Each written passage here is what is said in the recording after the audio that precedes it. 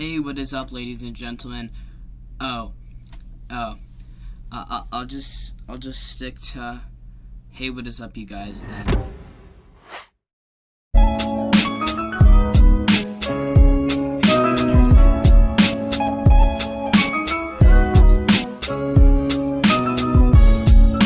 Okay, so 2020, very interesting year to say the least. And now it's 2021. Doesn't feel like anything's really changed. But yeah, I'm going to be doing my favorite film from every year been alive. Yes, I did this video a while ago, but it was so laughably and pathetically bad that I decided to do a new one of it, an updated video. This is going to contain other movies, and it's going to be better edited. So, yeah, let's just get into this. I hope everyone had a fantastic New Year's Eve, and I hope everyone has a fantastic New Year. Like I said in my So 2021 video, thank you to everyone who's been supporting me. Like I said before, Josh, Honors Film Reviews, Origin Entertainment, and After Credits are like some of the people that really helped me. Just really completely helped me overall, helped grow my channel in a way, and helped build this big community of movie reviewers and people that just enjoy film and pop culture and such. So yeah, without me just trying to get be sappy or whatever, which I can't because I'm too emotionless, let's get into the video. I am very aware this is an odd pick for 2007. Like, normally something like No Country for Old Men would be the pick for this year, but I haven't seen it and I can't, so yeah, Sweeney Todd. That is my favorite film of 2007. I think one of the main parts of what makes this film so good is the atmosphere. It feels like something only Burton can conceive. It's interesting, it's odd, it's quirky, it's cheesy, and it works very well within the film. It's probably the most unpredictable Burton movie. Like I've said dozens of times, that ending really hits you, shocks you, and you just don't know what to feel at the end of it. It's interesting, it's surreal, and it's also kind of in an odd way a dark, fun time. Yeah, I absolutely love this movie. It's kind of campy and cheesy, but it's the good type of thing. If we're going to talk about The Dark Knight, we have to start with talking about Heath Ledger's performance as the Joker. He's fantastic at playing malicious and psychotic murderer, and Christian Bale is fantastic as playing Batman. Their dynamic is really what holds the movie, in the fact that Joker has no rules, and Batman's rules about not killing people, and the dynamic with that is what really carries this film, and makes it all the more interesting. So yeah, I actually watched a Tarantino movie, and I can say that this one didn't really disappoint. The dialogue is fantastic in it. A lot of the dialogue has relevance to the plot, so it makes sense. He's not just having dialogue that rambles on for 5 hours for no reason at all in the slightest. Except for in the bar sequence, I think that could have been tightened up a good amount, because it was like really extended and long. It didn't need to be that long, but yeah, besides that, the rest of the dialogue adds relevance to the plot. Also, there's a lot of stuff about 4D cinema, but it makes sense because if you've seen the movie, you know how that adds to the plot as well. The dialogue's fantastic. The pacing, honestly, in my opinion, is really well done, except for in points in the bar sequence. That's like the only time where the pacing's kind of off a little bit. But yeah, besides that, the pacing is pretty much perfect, and it's got a very unique editing style, and just like the way it's edited is very different and unique, and I think that's part of what makes it so good. Like I said before, the bar sequence could have been, it could have been tightened up a good bit, and the music, in my opinion, was really obnoxious at points. Sometimes it was really fantastic and worked really well, it was very creative in the film, but sometimes the music choice got a little bit obnoxious, and it's just like, I don't know, it just kind of angered me. I don't know if that's like that in his other movies, but yeah, I really loved this film.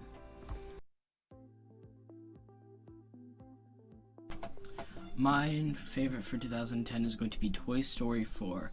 I mean, this is the film that got me into film in general, because this was the first movie I saw in the theater, and I can say that watching this as a kid, you must have been shocked of how good I thought this movie was. It's probably the most emotional Pixar film. I think it's probably more emotional than Inside Out. As much as I love it, it's probably more emotional than it, and it's very subtle in the way it pulls off emotion, and I think that's what makes this film so good.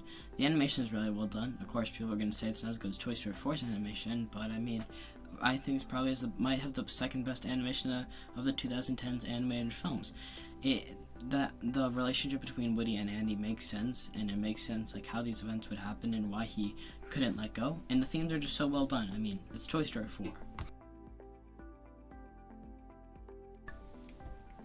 It's kind of shocking that I love a movie called Kung Fu Panda 2 this much, and honestly I think one of the main reasons what makes this film so good is Poe's complete arc about finding his family, finding out because of the reveal. And like, I mean, if you watch the first movie, probably like, why is his father a goose? They explain that in a way, and they explain why this happened, and it makes sense. It's like something you wouldn't expect them to explain, but they explain it. I think the villain is at times really funny, but at the same time serious, even though sometimes that mix really doesn't work, and I wish they kind of figured that out a little bit better. And the Furious Five, I've never found them very interesting. I've always found them very dull characters, and they're more like really main. They're like main side characters, so that's always been one of my flaws. I really never cared for them.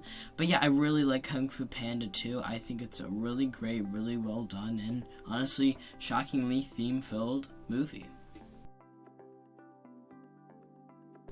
It's kind of shocking that one of the greatest movie relationships of all time is from two kids. I think they have a fantastic romance. It's very believable and viable, mostly because the performances are absolutely fantastic. That's just what carries the film for me. Also, every kid actor in this movie is great, like every single one, which is a really hard feat to accomplish because, I mean, kid actors, sometimes they're not going to always act the best, but the fact that all of them are great in this film really just shows you how well of a director Wes Anderson is, especially with how well he's able to work with these actors and just give them the best performance they possibly can.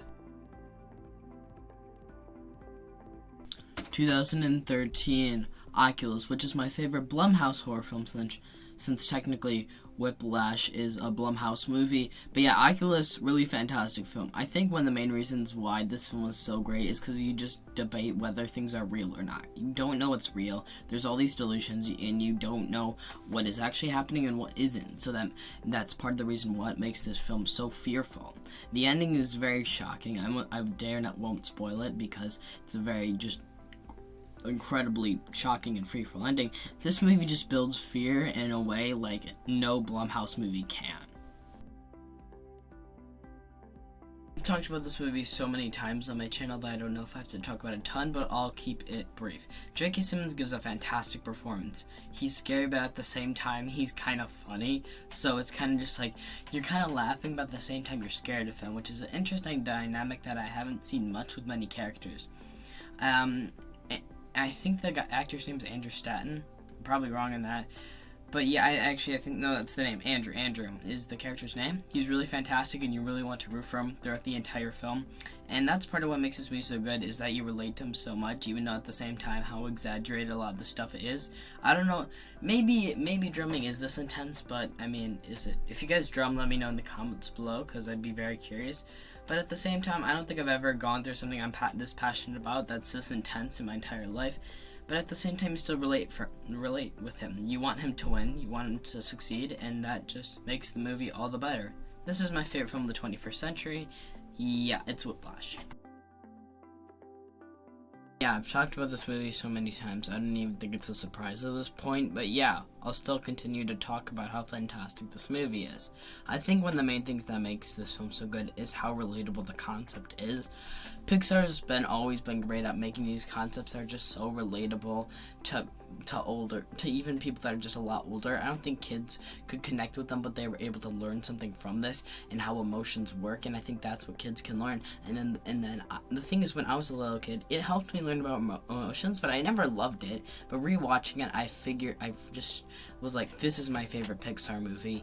And just the way it just connects with me so well with emotions, and that's just what holds the film so incredibly well for me. Riley's world is just like this insanely creative.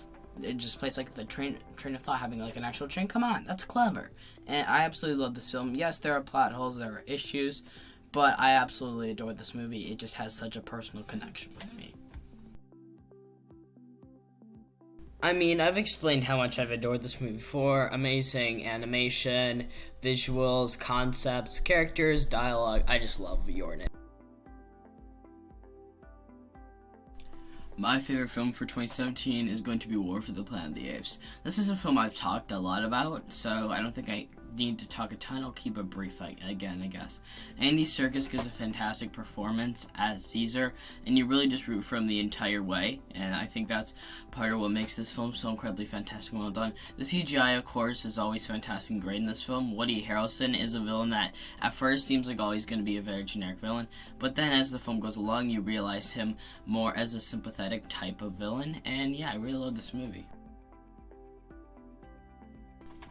This is a film that's been discussed many times, and I wouldn't really have anything to add to the conversation, but I guess I'll just talk about some stuff about it. The animation obviously is gorgeous. I know it's technology or whatever, but it's still fantastically done, and it just looks fantastic. Some of the greatest movement I've probably ever seen in an animated film, especially like on like the swinging scenes. Come on, like that's just fantastic.